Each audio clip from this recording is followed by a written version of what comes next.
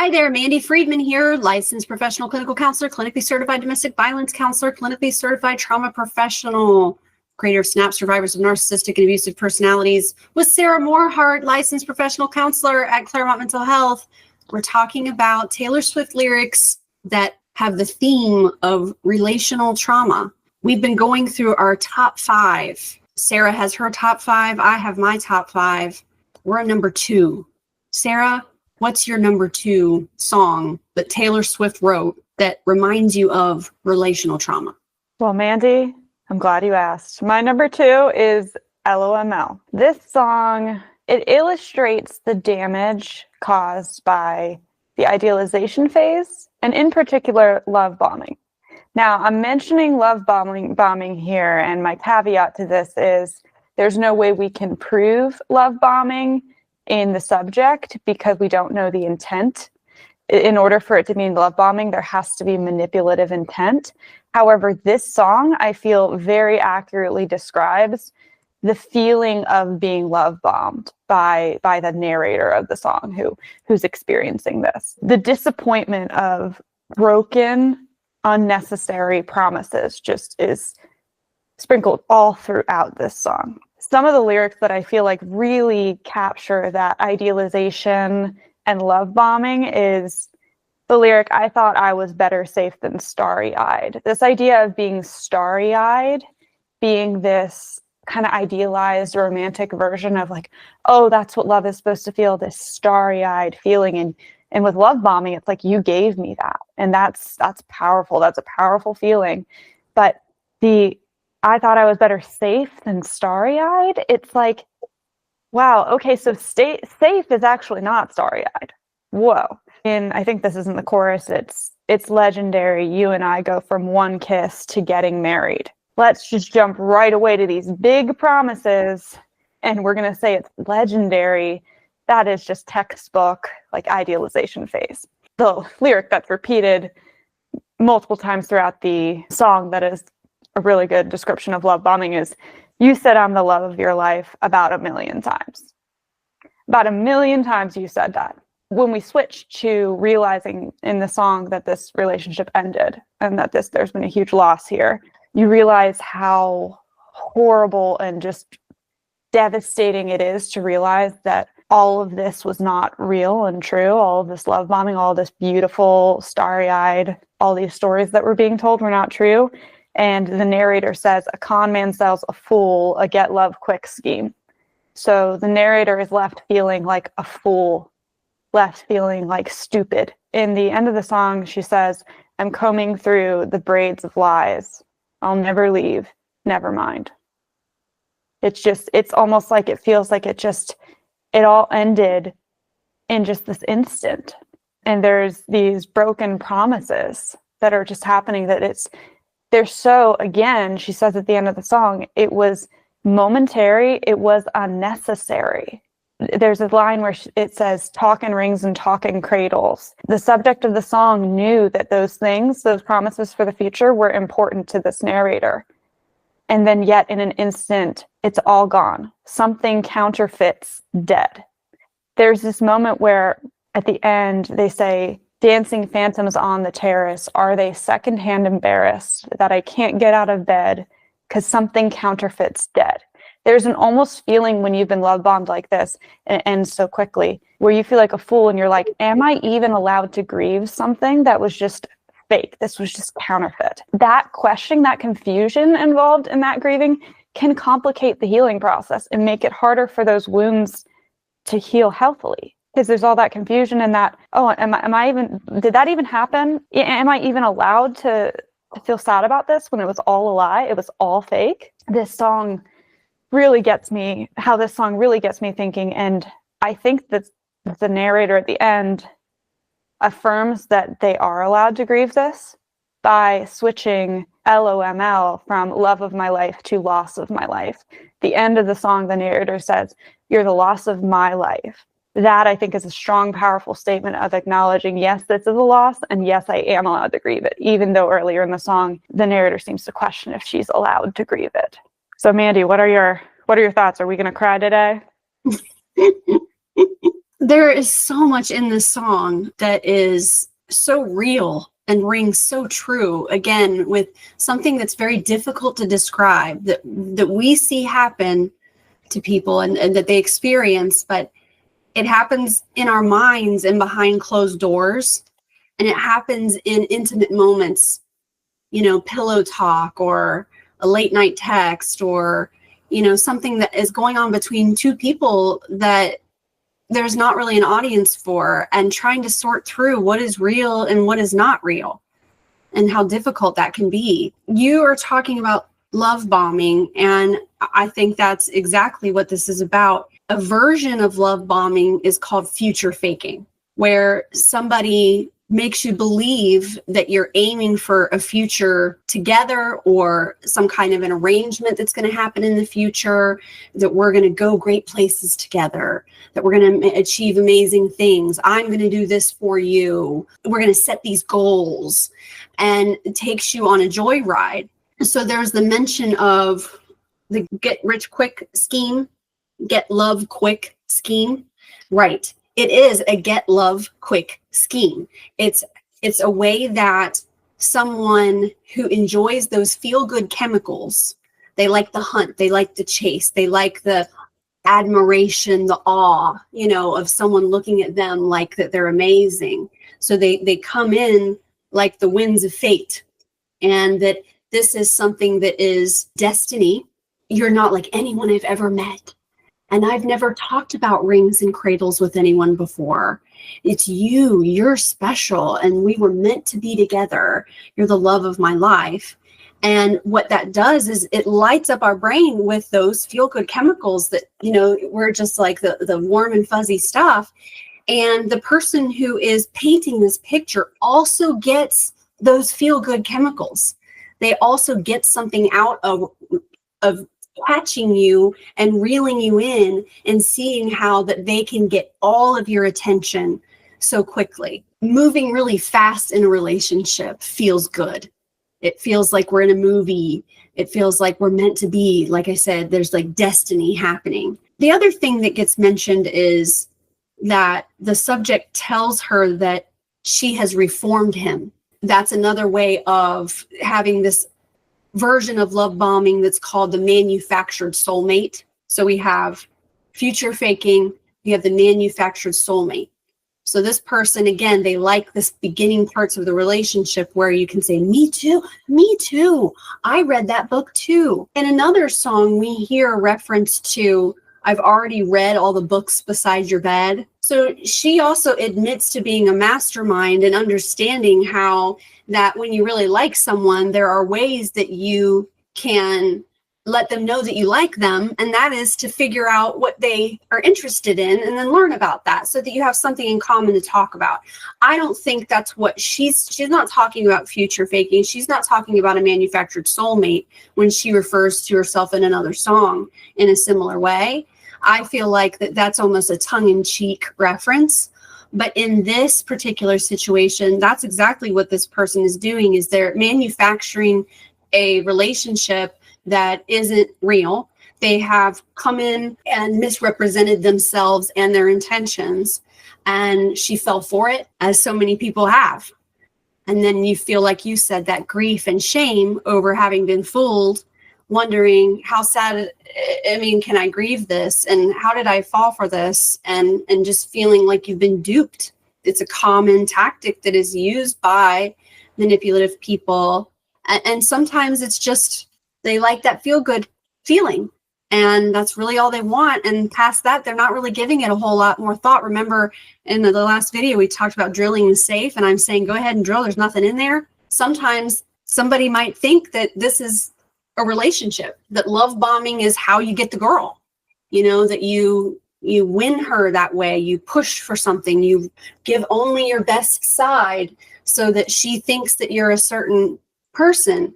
And then hopefully, hopefully she never figures it out, but at a certain point, it's going to come to a head. Yeah, Sarah, this one is really sad, but it really does describe this love bombing, future faking, moving so fast, the manufactured soulmate, and then the number that does on somebody's mind and how it can really mess with you. It's all just a smoke and mirrors show. And it's important to validate that this kind of pain is real and that this kind of relationship has a real long-term impact, however short it is.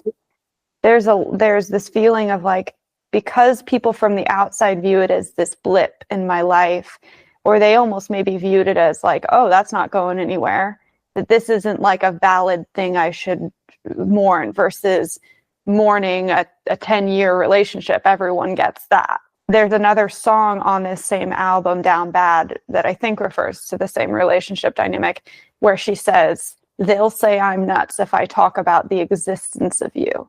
Like this idea that like outwardly you're not getting that validation, maybe not necessarily that the friends and family aren't, but she almost, the narrator feels like she can't even go to her loved ones for validation because of how this feels like this weird just blip in time that doesn't make sense, that it's this wound that you need validation for. So however short the relationship, however it might have looked from the outside, this can have a real impact, and your emotions are valid and you need that validation from somewhere, whether it's a therapist or a trusted friend. That was number 2. We need your number 2, Mandy. My number 2 is Mad Woman. There's a lot going on here. It's kind of a short song, but I'm recognizing within this song something we call reactive abuse. Reactive abuse is when someone is pushing you and prodding you and hurting you, poking you, and then your reaction becomes the center of attention, and then you are demonized, villainized, or called crazy because of your reaction to the bad behavior. It also talks about power imbalances, especially when we're talking about power via proximity with men and women. So we have some gendered issue here. Also, we're talking about triangulation. And so I'm going to go into each of those and how I see that playing out in the song. What did you think I'd say to that? Does a scorpion sting when fighting back? They strike to kill, and you know I will. So you are pushing me, you're coming at me, and so I'm going to come back at you. This is a reaction. There was behavior. Now I'm responding to your behavior. And every time you call me crazy, I get more crazy. It's a common thing that is told to targets and survivors, is that you're crazy. Oh my God, look at you. So someone becomes emotionally dysregulated because they're being manipulated, abused emotionally, psychologically, physically. They have a reaction and they look crazy. Someone who is a reactive abuser has a magical way of making sure that when that reaction happens, that there is an audience of some kind. And they really want for people to see, look, see, she's crazy. You know, like, I don't know. She's off her meds. I mean, she was in therapy, but I'm not sure if she's still going or not. I actually am concerned about her. You know, I try my hardest with her and make it seem like that you're someone that they actually have to deal with. You know, that your craziness or your issues, your psychological issues is something that they feel sorry for even. When you say I seem angry, I get more angry. And there's nothing like a mad woman. What a shame she went mad. No one likes a mad woman, but you made her like that. As women, if we get angry, we get mischaracterized, and we're not really allowed to show our anger. An angry woman or a mad woman, and we're using the word mad for two different, we're saying that she's mad as in angry, but we're also saying she's mad as in crazy. So you're making her angry because you are reactively abusing her, or you're doing something to her. She has a natural response to having been treated that way, and her anger makes her now crazy. And you'll poke that bear till the claws come out, and then you'll find something to wrap your noose around. Oh, I can't think of a better way to say it. That is reactive abuse. You're going to poke it and poke it and poke. And then when I become angry, now I'm going to be targeted. But let's take it a step further. And that is that women like hunting witches too, doing your dirtiest work for you. So abusive, manipulative people love to have flying monkeys and people that they triangulate with to bring on board to inflict the abuse. And often a male abuser or abusive type will have women that are on their team and will help them inflict the abuse. And we call that power via proximity, that the power imbalance of the gender roles makes the woman feel like that they must choose, and they're going to choose the side of power instead of choosing the side of empathy or the side of their peers. They're going to choose the side of power. And so now we have women that are also hunting witches too. There's also this theme of low empathy and treating people like objects, that to get what you want, you just do whatever you want to people. Now she's saying, I'm going to take my time. In other words, you're not going to push me. I'm going to just, do things the way that I'm going to, because you took everything from me anyway. Like, who cares now? Now I'm watching you climb over other people like me, the master of spin, right? So the master of manipulation, spinning things around, making it seem like I'm crazy, that I'm the bad guy. This person, meanwhile, is a hypocrite. The one who's pointing their finger at me is actually doing shit in their life. And guess what? The woman that should be mad about it, she's not. Because why? Because no one likes a mad woman.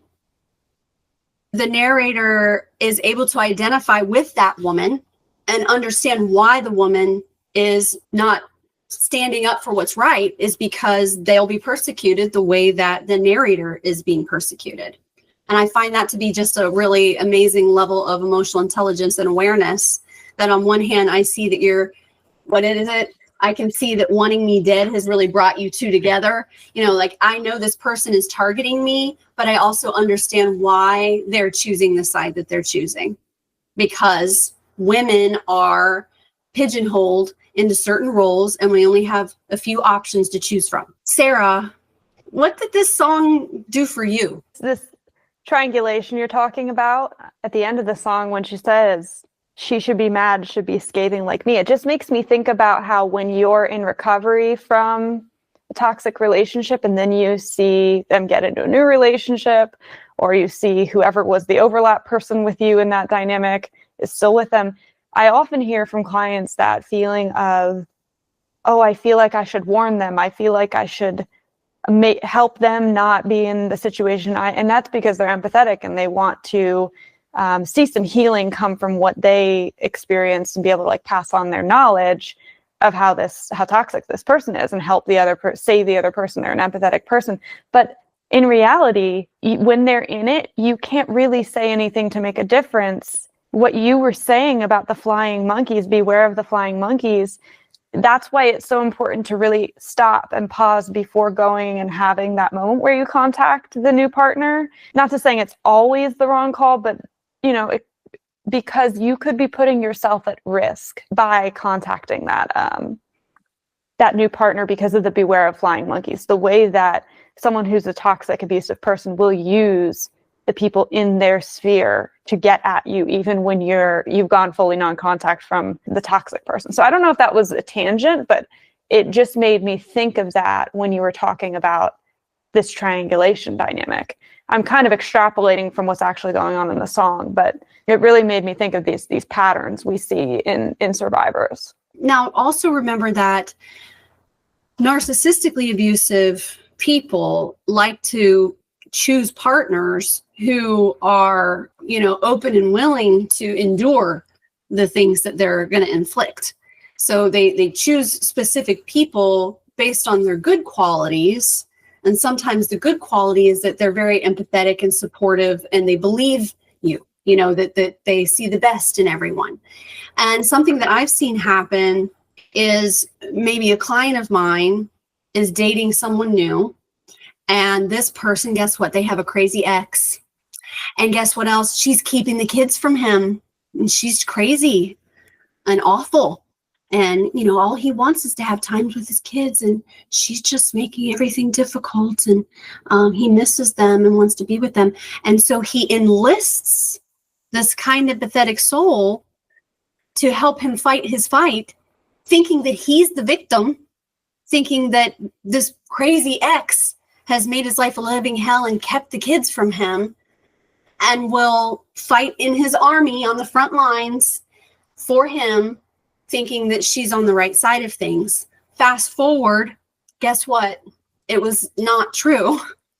And she is realizing now the lady that she's been helping him abuse was actually a target, not the perpetrator. Very empathetic people that don't have the education and haven't done the work don't want anyone to have pain or hardship.